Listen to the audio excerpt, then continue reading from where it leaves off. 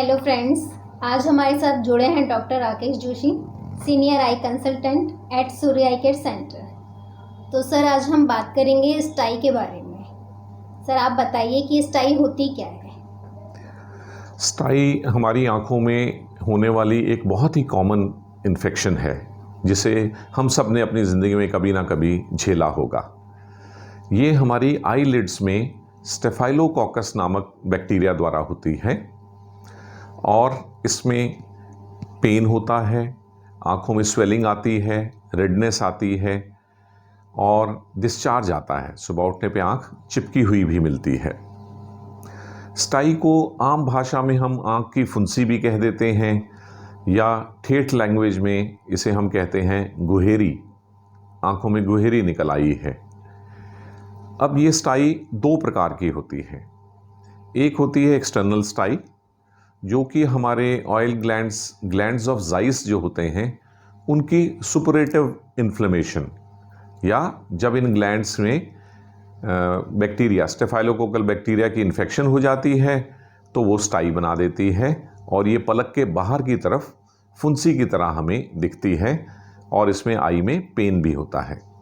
जबकि दूसरी तरह की स्टाई इंटरनल स्टाई होती है, जो कि सुपरेटिव इन्फ्लेमेशन है ग्लैंड्स ऑफ मिमोबियम या मिमोमियम ग्लैंड्स। ये भी ऑयल सिक्रेटिंग ग्लैंड्स होते हैं जो आँख के अंदर की तरफ टार्सल प्लेट पे होते हैं। इनमें जब स्टेफाइलोकोकल बैक्टीरिया इन्फेक्शन कर देता है तो उसे हम कहते हैं इंटरनल स्टाई। दोनों में ही इन्फेक्शन होता है, दोनों में ही पेन होती है और लिड की स्वेलिंग होती है। एक में आँख के बाहर की तरफ, दूसरे में आँख के अंदर की तरफ। इन दोनों कंडीशंस को अब हम देखेंगे कि ये आमतौर पे दिखती कैसे हैं और इनकी पहचान कैसे होती है।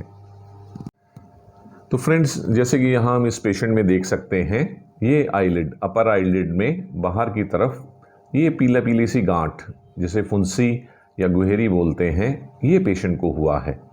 ये है एक्सटर्नल स्टाई, जिसमें कि ग्लैंड्स ऑफ ज़ाइस में इन्फेक्शन हुई है और ये काफ़ी पेनफुल होता है। इसके बाद अब हम देखेंगे कि इंटरनल स्टाई किस तरह से दिखती है। फ्रेंड्स, अब ये इस पेशेंट को नीचे वाली पलक में ये अंदर की तरफ जो फुंसी हुई है, इसे हम इंटरनल स्टाई कहते हैं। ये मिमोबियम ग्लैंड की सुपरेटिव इन्फ्लेमेशन होती है जब स्टेफाइलोकोकल बैक्टीरिया उसे इन्फेक्शन करता है। सर, कुछ पेशेंट्स में ये स्टाई बार बार होती है, तो इसके होने के कारण क्या है। यस, आमतौर पे स्टाई जिन लोगों को होती है उन्हें ये बार बार ही होती है। वो इसलिए कि स्टाई होने के जो कारण हैं वो आमतौर पे उन लोगों में तो रहता ही है।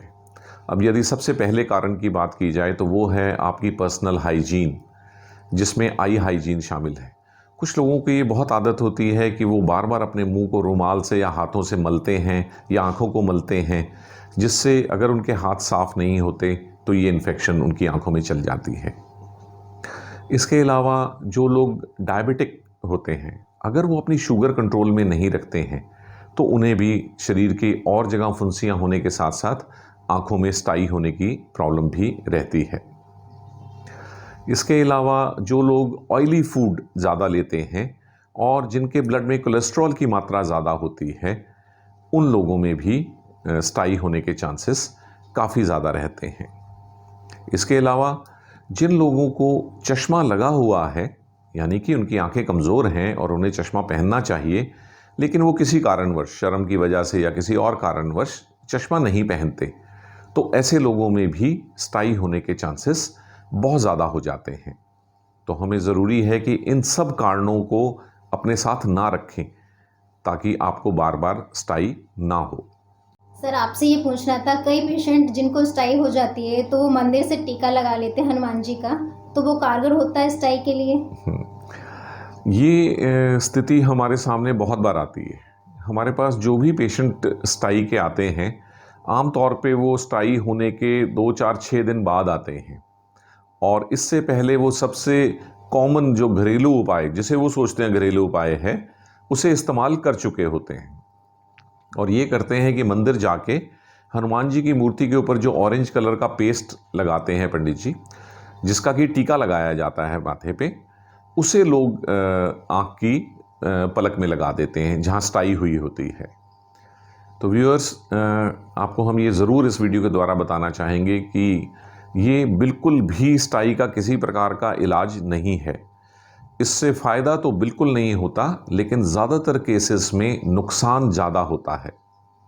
अब क्योंकि स्टाई में ज़ाइस ग्लैंड के या मीबोमियम ग्लैंड के डक्ट्स ब्लॉक हो जाते हैं इन्फेक्शन की वजह से और पस की वजह से, उसके ऊपर यदि हम किसी मूर्ति पे लगे हुए पेस्ट को मल देते हैं तो वो डक्ट्स का रास्ता बिल्कुल ही ब्लॉक हो जाता है और ये पेस्ट जो हैं इन्फेक्शन को आमतौर पे बढ़ावा देते हैं।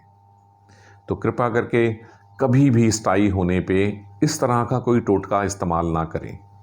इसके अलावा कुछ लोग स्टाई पे 2-4 दिनों तक लौंग को मल के आते हैं। उन्हें ये कहीं से गलतफहमी हुई होती है कि लौंग घिसने से स्टाई का इलाज हो सकता है। ये भी बिल्कुल गलत है, इसमें कोई सच्चाई नहीं है, बल्कि डिले होने से ये इन्फेक्शन बढ़ती रहती है और फिर हमें उसका इलाज करने में ज़्यादा समय लगता है। इसके अलावा ज़्यादातर पेशेंट हमारे पास डॉक्टर के पास आने से पहले केमिस्ट के पास होके आते हैं और उनसे दवाई लेते हैं। और अजीब बात है, केमिस्ट ज़्यादातर केसेस में स्टेरॉइड ड्रॉप्स दे देते हैं, जिससे स्टाई ठीक होने की बजाय और भी बढ़ जाती है। किसी भी इन्फेक्शन में स्टेरॉइड ड्रॉप्स जो हैं वो उल्टा असर करती हैं और बीमारी को बढ़ा देती हैं। सो कभी भी केमिस्ट से जाके इस तरह से दवाई ना लें, डॉक्टर को दिखा के उनकी प्रिस्क्रिप्शन के हिसाब से केमिस्ट से दवाई लें। सर, आप हमें ये बताइए कि इसका ट्रीटमेंट कैसे होता है? जी, जब पेशेंट हमारे पास स्टाई लेके आते हैं तो इसका डायग्नोसिस तो बहुत ही ईजी होता है। इसकी अपीयरेंस ही ऐसी होती है कि हमें फिर कोई और टेस्ट करने की ज़रूरत नहीं होती, सिर्फ विजुअल इम्पैक्ट से ही हम देख लेते हैं कि हाँ, इन्हें स्टाई है। स्टाई का ट्रीटमेंट जो किया जाता है उसमें पहले तो एंटीबायोटिक ड्रॉप्स और कुछ लोगों में ओरल एंटीबायोटिक्स दी जाती हैं और इसके साथ उन्हें कहा जाता है कि वो घर पे आँख की पलकों की सिकाई करें 2 से 3 बार, जिससे कि इन्फेक्शन आम तौर पे 5 से 7 दिन में ठीक हो जाती है। इसके साथ ही उन्हें सलाह दी जाती है कि अगर उन्हें चश्मा लगा हुआ है और वो नहीं पहनते हैं तो उसे रेगुलरली पहने। अगर वो डायबिटिक हैं और उनकी शुगर कंट्रोल में नहीं है तो उस शुगर को कंट्रोल कर लें। अपनी आँखों को बार बार मलें नहीं। कुछ लोगों में तो इस ट्रीटमेंट से ही सब ठीक हो जाता है, लेकिन कुछ पेशेंट्स में हम देखते हैं कि उनकी आई लैशेस जो हैं वो बिल्कुल पस से घिरी हुई हैं। तो उन आई लैशेस को, जिनकी जड़ों में ये इन्फेक्शन है, उन्हें हम फोर्सेप्स से अगर प्लग कर देते हैं तो पस को बाहर निकलने का रास्ता मिल जाता है। बहुत रेयरली किसी केस में जब पस नहीं निकलती है और एंटीबायोटिक काम नहीं करती है तो हमें incision and drainage IND procedure भी करना पड़ता है। हालांकि इसकी ज़रूरत कम ही पेशेंट्स में होती है।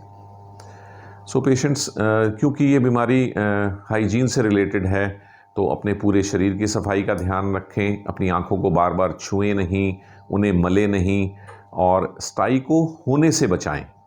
एक बार हो गई तो फिर ये एक पेनफुल कंडीशन है जिसे 5 से 10 दिन लग सकते हैं ठीक होने में। Okay viewers, thank you for listening to this video and I care for your eyes.